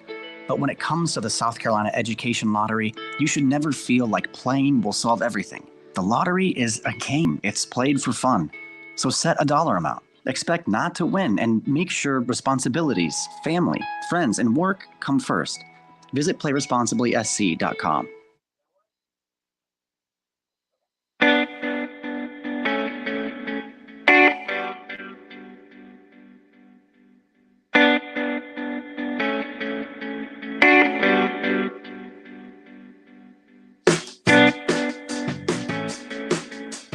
Our thanks to Brian Ralphie on Roundball here on Sports Talk. Always good info there. And he's not a fan of Sean Miller possibly taking over at USC. I found his comments really, really interesting. Speaking of the NCAA men's basketball tournament, how about this for a start? Another name that has surfaced and sort of cooled for whatever reason, Lamont Paris and the Chattanooga Mocs lead Illinois. That's a 13-4 game, 20-6. midway through the first half. Duke having no problems in Greenville, as you might imagine, against Cal State Fullerton in a 2-15 matchup. Blue Devils out in front 15-4. Villanova an easy winner today. Auburn also that way. Purdue blowing out Yale. Texas Tech no problem with Montana State. Texas got past Virginia Tech 81-73. Miami upset 7th seed Southern California 68-66. Ohio State able to hold off Loyola Chicago because they couldn't shoot the ball. 54-41 the final score there. Notre Dame, maybe the biggest upset thus far today, in 11 over 6 seeded Alabama 78-64. Coming up later on tonight, probably the best game of the night could perhaps be either TCU Seton Hall in a 9-8 matchup or Davidson taking on Michigan State in a 10-7 contest. Meantime, college baseball not going well up at Doug Kingsmore Stadium as Miami continues to bat in the top of the 4th inning. They played 4 runs already, and they lead the Tigers by a score of 8-0, still threatening with 2 men on and 2 outs. Again, that game in the top of the 4th. Meantime, up in Knoxville, Tennessee has added a pair of runs to its lead, and they are out in front of South Carolina by a score of 3-0. George Bryan on the way. Birdies and bogeys coming up shortly, but right now, time to go racing. Love it when it's forward, love it when it's fast, love it when the leader's talking, pack is moving past. Love it when they're making lots and lots of noise. Can't wait to hear these W's say. Boogity, boogity, boogity. Let's go racing, boys. Let's go racing, boys. Love it when they're drafting, love it when they slide, love it when the back's straight, throttle's open wide. Love it when they're making lots and lots of noise. Can't wait to hear these W's say. Boogity, boogity, boogity. Let's go racing, boys. Let's go racing, boys. Jeff Owens joining us in the fast lane on Sports Talk. Hey, Jeff. Hey, Smitty, how you doing, man? I am doing well. Guys are going to the Atlanta Motor Speedway, actually specifically in Hampton, where the real estate's a little more affordable. That's coming up this weekend. The Folds of Honor Quick Trip 500, reconfigured Atlanta Motor Speedway. What are we going? I think it's repaved too. What are we going to see in Atlanta that may change from what longtime fans have seen at that track? Well, this is either going to be the best race of the season or a complete total disaster. The drivers are going down there and they have no idea what to expect. This is almost like a brand new racetrack. And almost putting a brand new race on the schedule, because not only did they repave the racetrack, they increased the banking. Now, this was already one of the fastest tracks on the circuit. So they repaved the track, which is going to make it even faster. They increased the banking from 24 degrees to 28. They widened the front stretch, and they made the turns more narrow. So all of that is going to make this an unbelievably fast track. But to counter that, they put restrictor plates on the cars, and they're using the same engine and aero package that they use at Daytona and Talladega. So this is going to be a Daytona-Talladega speedway type of race on a 1.5-mile track. And I can tell you that the drivers, when they first heard about this, they were not happy. And they've not been happy all along. Atlanta did this without their input, without consulting the drivers at all, and they've been pretty upset about it for months now. But now they have no choice but to go down there. And everybody I've heard from this week, everyone has said the same thing. They have no idea what to expect. They don't know how they're going to get around the track, whether there's going to be drafting like there is at Daytona and Talladega, or they don't know what to expect. And on top of all that, it rained everything out today. So tomorrow they're going to try to have to cram a practice session in there. Otherwise, these guys will go on the track Sunday with no practice at all. So it's going to be a wild weekend, and it's going to be interesting. Jeff, no driver sort of keeps his cards close to the vest, more like Kyle Busch. And I think he's one of the guys you were joking about, saying they weren't happy, and that was no joke at all. Matter of fact, Kyle Busch said last year after he won the Xfinity Series race, he was happy to win the race on a real Atlanta racetrack because the next one is going to be, you can fill in the expletive afterwards. With all of that being said, didn't Atlanta at least, it had been 25 years, right, since they repaved. It certainly needed some work on the track, but maybe did they go overboard by also adjusting the banking there? Yeah, I think they did. Yeah, no question they had to repave the track, and the drivers really weren't in favor of that because they loved the track because it was wore out, and drivers love that because they can slip and slide, and it kind of puts everything in the driver's hands. It makes the cars difficult to drive, and it wears the tires out. So it really makes for them an interesting race. Not so much for the fans because things can get really strung out. But boy, they went to the extreme with this. And I think what Atlanta's trying to do is they're trying to create a better show. The races down there in the last several years have not been that great. Attendance has been off. They always have a tough sell down there this time of year because they're competing in the NCAA tournament. But they they went to extremes and they might have gone a little far, but we'll see. I mean, this could wind up being a Daytona Talladega type race that's really, really exciting and really close and competitive. Or it could be a wreck fest. We just don't know. So we'll just have to see. It's going to be intriguing, and the drivers have got to go out there and get it done no matter what the conditions are. And we'll see on Sunday whether Atlanta made the right decision or the drivers are right. In your opinion, would it be easier for them and would they be more comfortable? I speak of the drivers going to this repave and the reconfiguration of Atlanta if they were running the old cars. Now you also throw on top of that the brand new next-gen cars, which have provided some terrific racing thus far. But, Jeff, do you feel like not only do the drivers have very little clue as to what to expect from the track, they're still trying to figure out their new cars? Yeah, no question about it, Chris. That's definitely another huge factor. If they were in the old car, they would at least be a little bit more comfortable, and they would have a better idea of what the track might do and how the cars might react in this situation.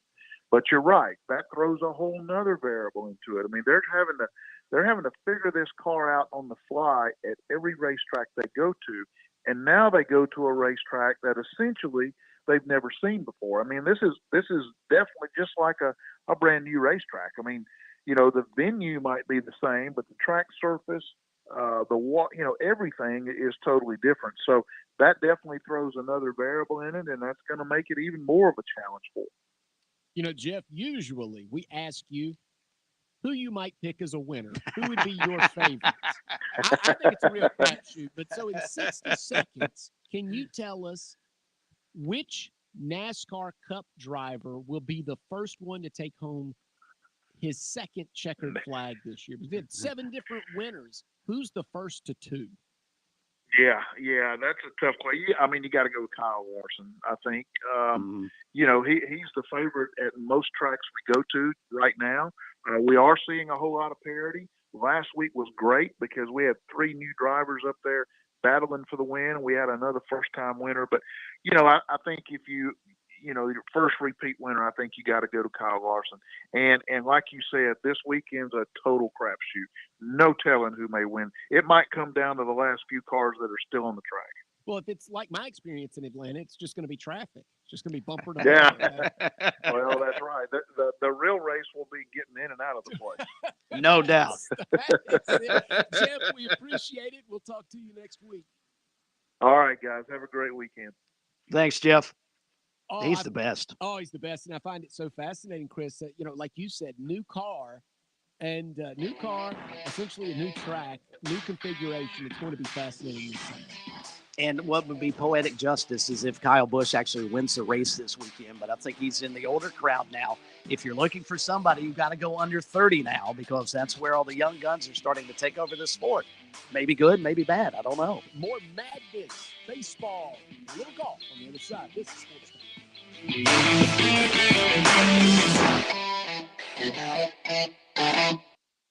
On-Point Weather is made possible by our friends at Palmetto Citizens Federal Credit Union on 107 The Point. And here's your weekend forecast. Nasty tonight with heavy rain, gusty winds, and even a chance for some hail, the low dipping to 63. Tomorrow, we start with rain in the morning and more wind. We'll clear out for the fun and 5 points for St. Patrick's Day and have a high of 78. Cooler but beautiful for Sunday with sunny skies and a high of 70.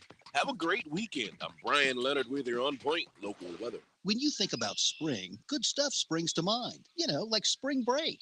Woohoo! A friend springing for drinks. Thanks, dude. A spring in your step. Spring fever. Oh, behave. And best of all, spring water dough pizza from the Mellow Mushroom Pizza Bakers. Yeah, baby. Experience the taste of spring with our amazing hand-tossed pies, spring fresh salads, and over 100 beers from around the world. Enjoy spring at the Mellow Mushroom in the Vista and on Sunset in Lexington.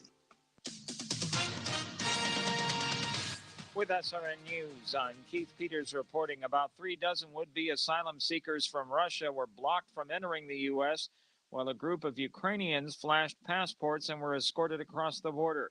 The scene Friday reflected a quiet but unmistakable shift in disparate treatment of Russians and Ukrainians who enter Mexico as tourists and fly to Tijuana, hoping to enter the U.S. for a chance at asylum. A U.S. Homeland Security Department memo tells border officials Ukrainians may be exempt from sweeping asylum limits designed to prevent spread of COVID-19. It makes no mention of Russians. On Wall Street, the Dow by 273 points, the Nasdaq rose 279, the S&P 500 advanced 51, oil up $1.72 to close at $104.70 a barrel. More details at srnnews.com. Balance of Nature's fruits and vegetables in a capsule, changing the world one life at a time. Well, I drive a truck for a living. I don't get hardly any exercise. I'm not kidding you now. I'm not easily sold on anything, but I'm a firm believer in this product. You know, I watched those advertisements for 2 or 3 years and listened to the radio going down the road, and I said, something's got to be going on with that product for that many people to do ads for them. And I'll tell you what, I just uptown a while ago, I told some of my buddies, I said, I'm not BSing you, man. I'm not kidding you. It's amazing. It totally amazes me. Experience the Balance of Nature difference for yourself. Right now, Balance of Nature is offering free shipping and 35% off on any new preferred order. Start your journey to better health today by calling 1-800-2468-751. That's 800-2468-751. Or go to balanceofnature.com and use discount code BALANCE. Are you looking for free checking and free savings? Dave Ramsey here, telling you to go see my friends at Palmetto Citizens Federal Credit Union. They're not a mega bank that's so big they lose the ability to treat you like a human being. At Palmetto Citizens, you're not just a number, you're a member. Join today at any of their 14 locations or at palmettocitizens.org. Federally insured by the NCUA. You know what? I get asked every now and then, Kev, when you say my guy, do you really have a my guy at Palmetto Exterminators? Well, I really do. Ron Byers is my guy. Do you realize I've been a customer of Palmetto Exterminators for 20 years this summer? That's over the course of 3 homes, longer than my kids have been around. I'm loyal to Palmetto Exterminators for several reasons. First, they do a phenomenal job with pest control for a very fair price. It's just not a concern around my home. They take care of everything from regular visits to termite inspection, mosquito care. This is a company that's been around for more than 60 years serving the Midlands. When they come around, they're clean, they're courteous, and they're on time. Look, it's not just me. When it comes to things like those pesky mosquitoes, Palmetto Exterminators voted best of Columbia in Columbia Metropolitan for their mosquito control. I could have told you that before anyone even voted. What else can you possibly need from your pest control company? If you're looking for someone to help you, look no further than my guy, Ron Byers, Palmetto Exterminators. Online, it's palmettoexterminators.net or call them 254-5833, 254-5833. When you're a military veteran with over 40,000 organizations trying to help you, it can be hard to find the right information. That's why AARP brings together valuable resources to help you navigate your options. AARP.org/veterans. With the free veteran employment and fraud prevention resources, caregiving tools, and access to discounts, AARP, on a mission to support veterans. Visit AARP.org/veterans today.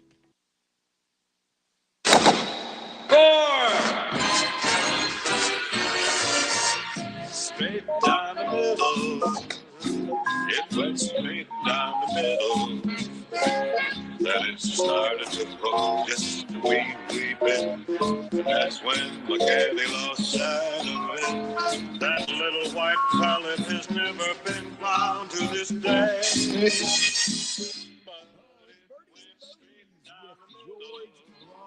George, we will get to everything going on where you are at the Valspar in Tampa, but wow, what a Players' Championship. That was a marathon, was it not?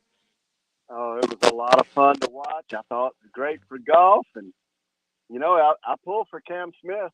Yeah, that was awesome. That was awesome. What did you think about the way the they decided to squeeze everything in the way that they did, so the players kind of got off rhythm a little bit? Did it play fairly, and you just have to deal with it because that's just what Mother Nature dealt, the hand that Mother Nature dealt you? Well, you asked my opinion. Golf never was set up to be fair. So, from that standpoint, Boy, that's the truth. From my perspective, that's not the starting point. So it starts unfairly. And I don't know who came up and said, it's not fair, and they started complaining about it. But the way the game is, you play in the morning, play in the afternoon. Well, that first wave, if you teed off early there at TPC, got a huge advantage. Huge. And then it worked out great for those. And that's happened at the British Open countless times. It happens over here plenty of times. In fact, I'm down at the Valspar. So the wind picked up this afternoon pretty good, but then it died down very late. So it wasn't necessarily, golf never was supposed to be fair. And but I like Cam Smith. I like the way he handled himself, what I saw, and I think it was great for golf. Hey, I got to tell you, we had something. South Carolinians played great today. First of all, Blake Kennedy, who was a former Clemson player and upstate. I think that Blake's from Easley. He four-spotted in here, won the qualifier, and made the cut on the number. So congratulations to Blake Kennedy. He's in his late 20s. He might be, 28, 29 years old. But the real story of the day, and I'm out here watching, and I don't see what Matt Naismith from North Augusta, I don't see 10 under par out here.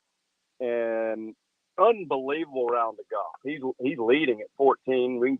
Anybody who's got a phone or any technology can look on your little screen, the app, and see where he's 14. He shot 10 under par, and they're thinking this is an easy golf. This is one of the hardest golf courses in the world they play, period. And he made it look like it was nothing. Then other South Carolina guys that play good, I have Wesley Bryan, my son. He has to make the cut to maintain any chance of exemption. So he birdies the last hole to make the cut on the number. So he'll get to play. And I was looking down the list. I see Kevin Kisner played really good. I don't know where he ended up. He was playing good today. Kevin ended up at 6 under. But it was really cool to see Matt Naismith just absolutely do something I've never seen done on this golf course. I've been around a long time, man. Hadn't seen anything like that. I didn't watch it. I was just on the golf course. Didn't see 10 under par. No, sir. But George, George, I was going to say congrats to Wesley, first off, for making the cut and getting an opportunity to continue playing on tour. But what kind of pressure is that? I mean, we hear so much about how difficult Q school is, and that being the 5th major, and how much pressure is in just to get your tour card.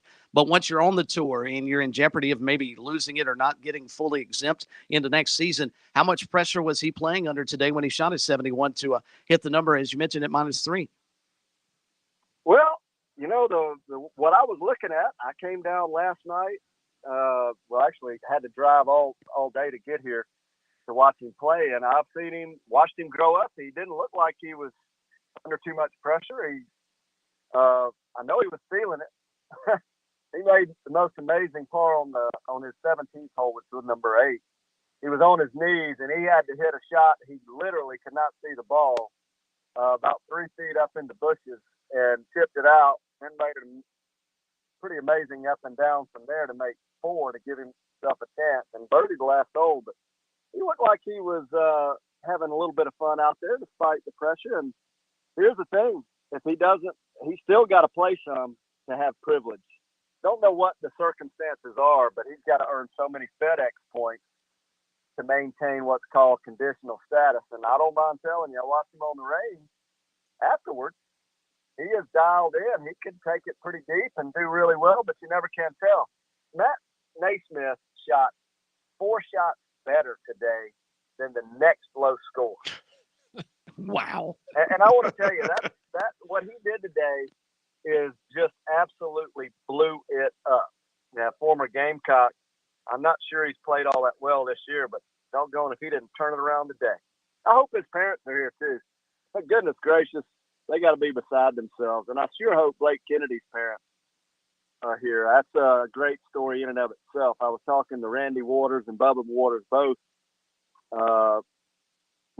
2 weeks ago, even last week. They were giving me updates on this young man. And Blake, he's a mini tour player, has no status, had to go to a Monday qualifier, shot 67 to be the medalist, or 66.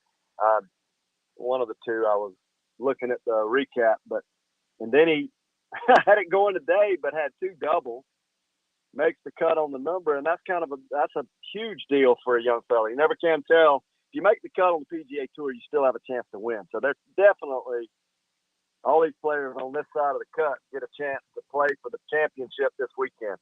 Kind of cool. I mean, that's incredibly cool. And George, how do you think, for those of us that love to follow these local players, Matthew Naismith, I mean, doing what he did today, he must be dialed in.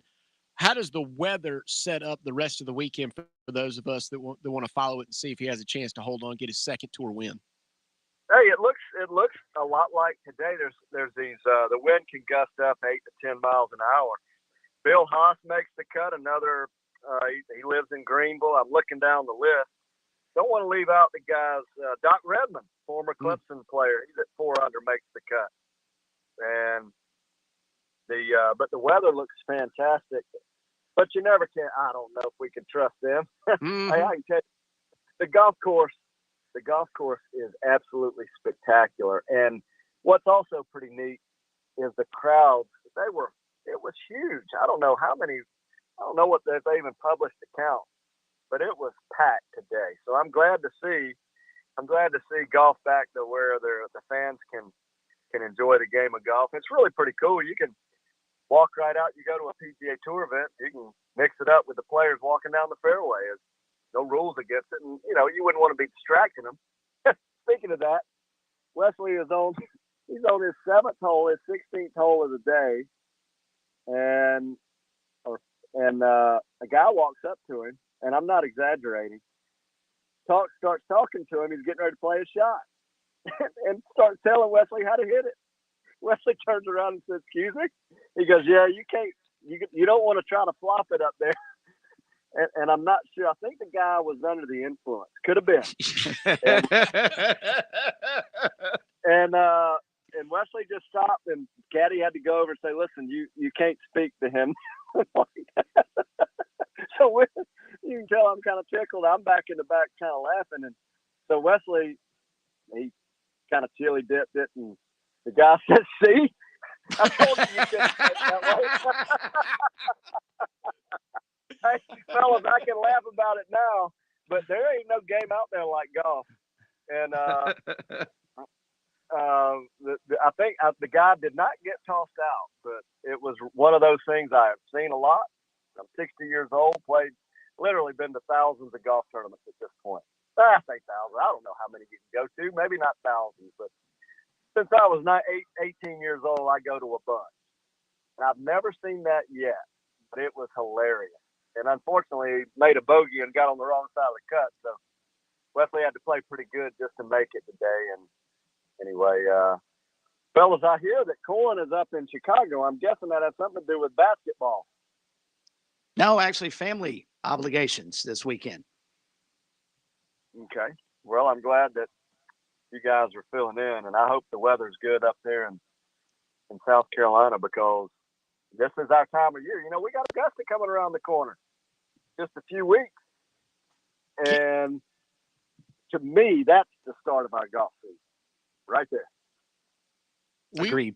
We were saying the same thing. You can't get a tee time the week after Augusta, right, around here, because everybody is just back in golf mode. Everybody.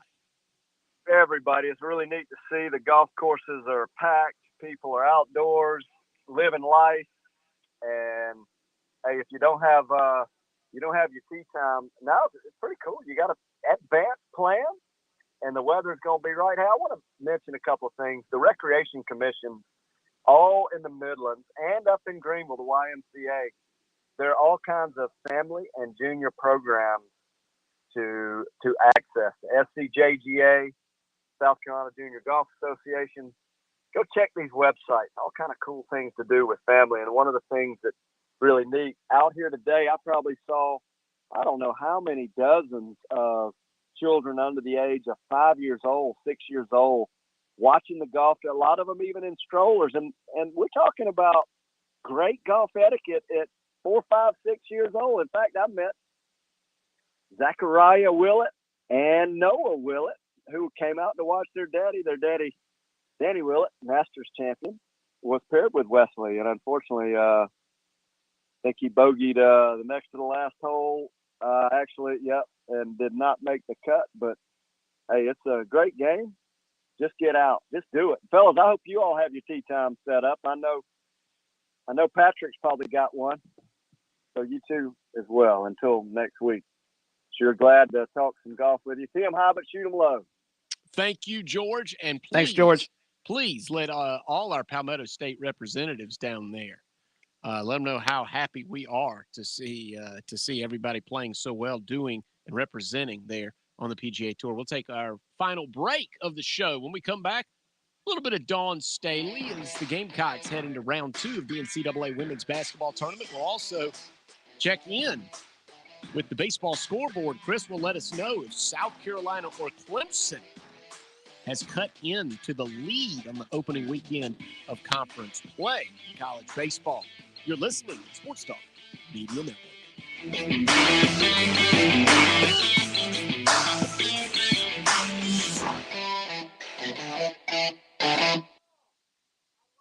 Score a touchdown with Founders Federal Credit Union.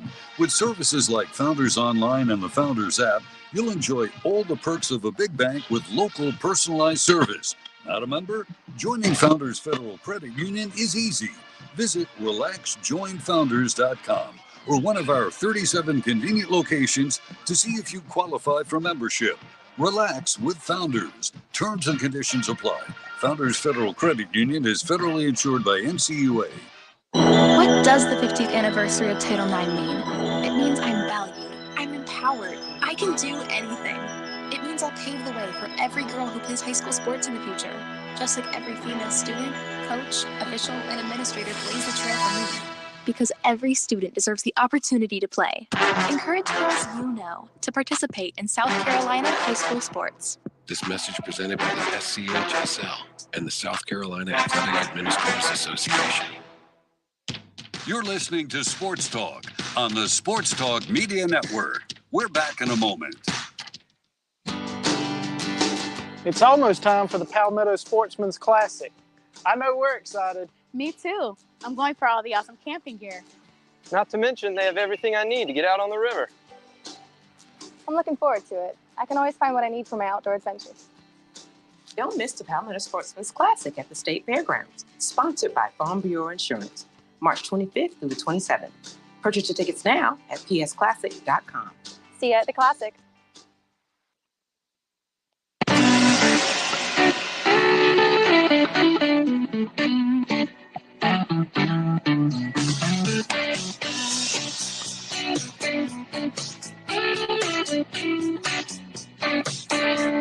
Well, the old saying is it gets late early out here, and it's getting late up at Doug Kingsmore Stadium, bottom of the 5th inning. Miami leading the Clemson Tigers by a score of 8-0.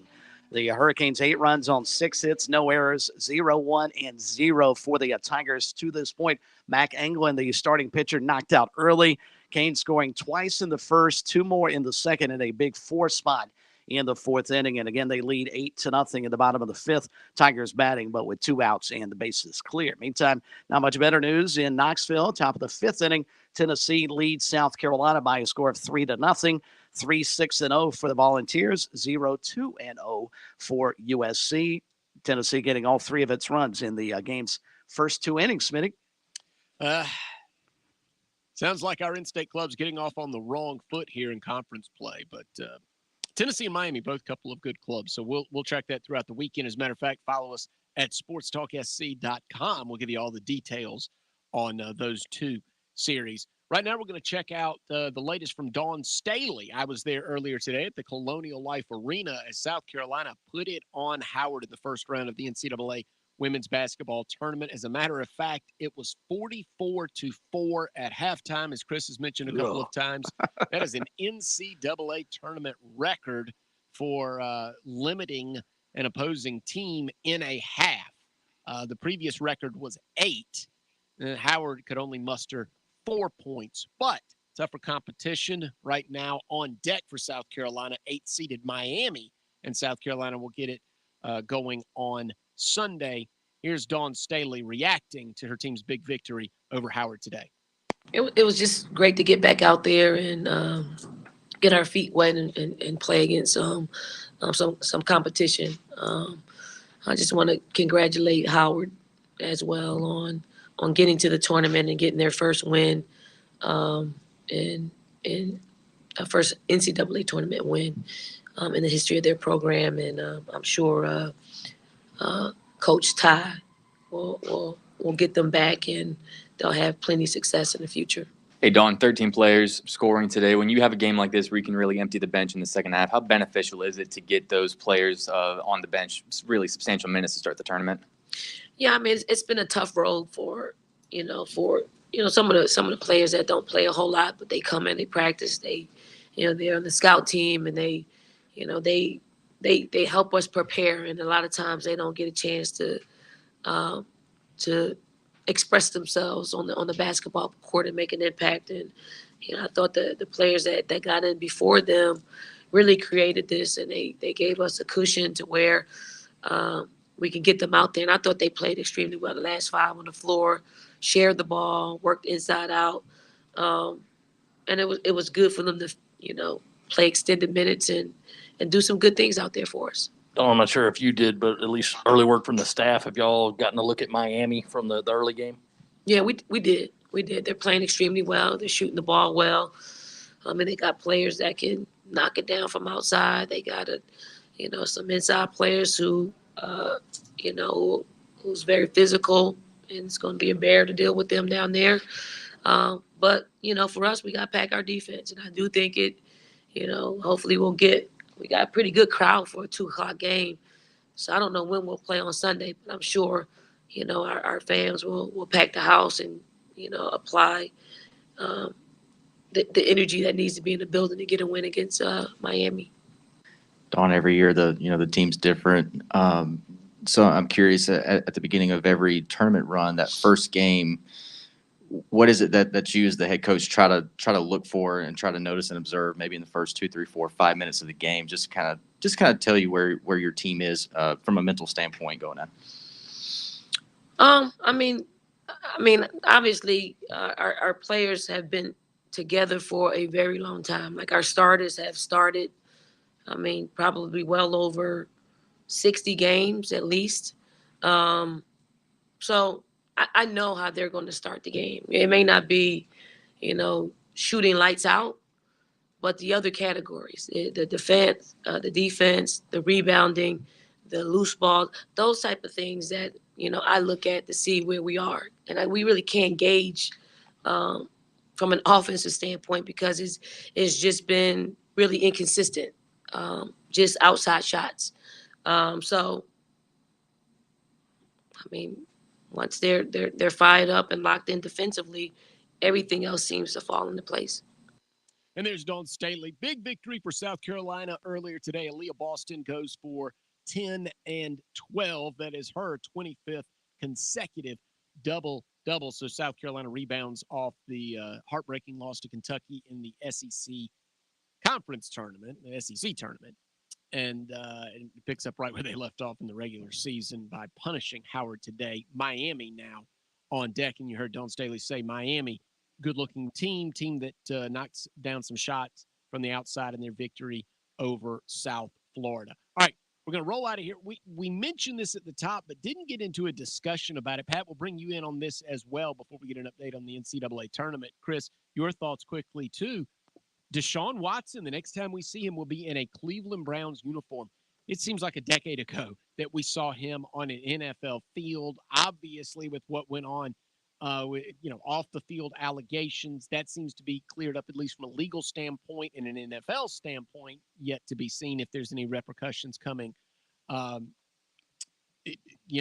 terms of some litigation down the road from all of his accusers. But just from a strict football perspective, what was your reaction to Deshaun Watson landing with the Cleveland Browns today? From a football perspective, I'm happy to see him back on the field. The problem is, what is he doing going to Cleveland? And how did the Carolina Panthers and or the Atlanta Falcons mess this up? I'll dog the Panthers because that's the team we follow more frequently. But how in the world do you not get a serviceable quarterback because you're not sure you want to have a long-term, and I say long-term in terms of the NFL, 4-year deal? I think that was one of the sticking points. According to several people up that cover the Panthers, they were in contact with Watson's representatives yesterday, and his reps called them and asked them to guarantee a 3rd and 4th year. Panthers declined. And then last night they were told they were no longer under consideration. So Cleveland goes out and gives the most guaranteed money on a single contract in NFL history. Whomever Deshaun Watson's agent is, that guy's good. $230 million for a guy who sat and did not play a single snap all of last year. Wow. Yeah, and just to piggyback on what you're saying there, Chris, from the Panthers' perspective, I saw a report from Joe Person earlier today, and he mentioned in the last 12 months now, the Panthers have had 3 potentially top 10, top 12 each-ish NFL quarterbacks turn them down essentially publicly. Most recently, Russell Wilson publicly said that he did not want to come to the Carolina Panthers. You had Matthew Stafford last year, who there was flirtation there about him coming here to Charlotte.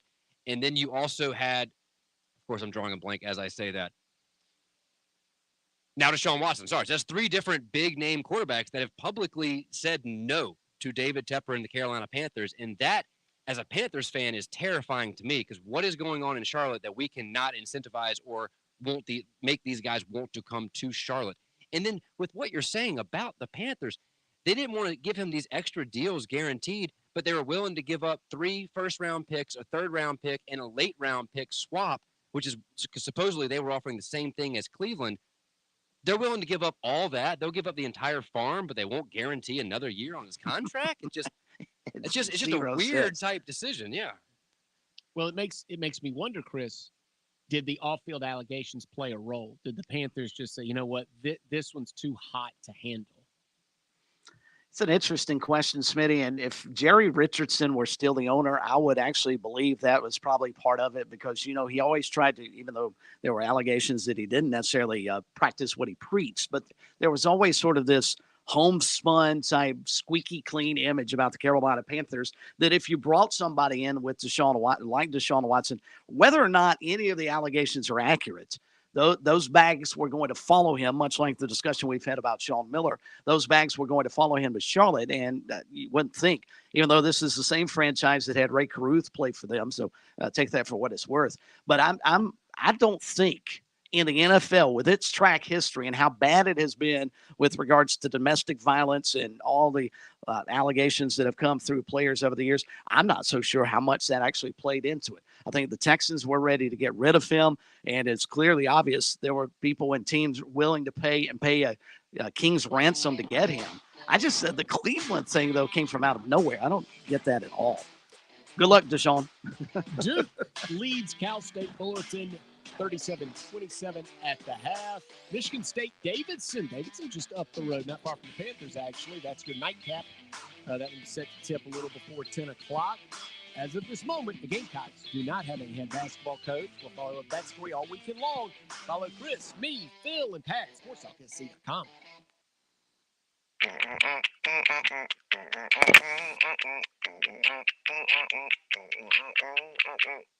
Someone will be right with you.